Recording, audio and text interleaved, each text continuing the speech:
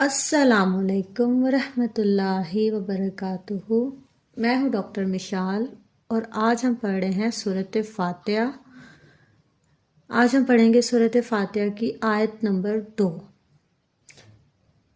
آج ہم سورۃ فاتحہ کی آیت نمبر 2 میں اس کا ترجمہ اور تشریح آپ کو پڑھائیں گے۔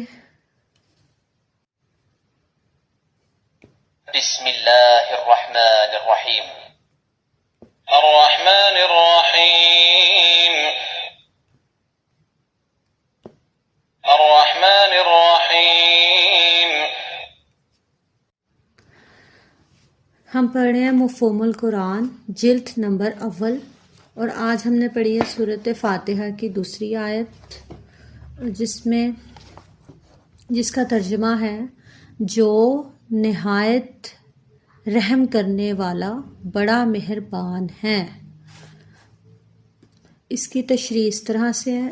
اس آیت میں اقرار و ربوبیت کے ساتھ ساتھ بڑی وضاحت سے بتایا گیا ہے کہ اللہ رب العالمین ہی نہیں بلکہ انتہائی محبت اور شفقت کرنے والی ایسی ہستی ہے کہ جس کا رحم و کرم بے حد حساب ہے۔ ماں کی محبت اللہ کی محبت کا ایک بڑا ہی معمولی نمونہ ہے۔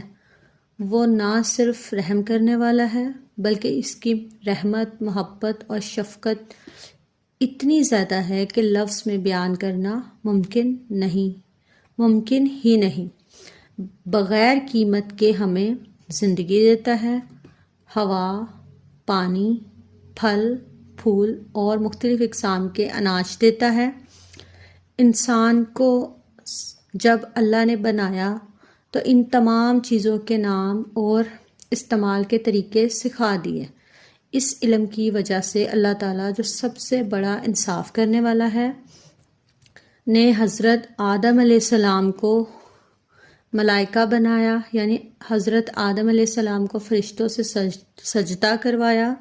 یہاں معلوم ہوتا ہے کہ تسبیح، تقدیس اپنی جگہ، مگر علم، معرفت کو زیادہ بڑا درجہ دیا گیا ہے، اور انسان کو بتایا گیا ہے کہ تم بھی آپس میں شفقت، محبت اور درگزر سے کام لو۔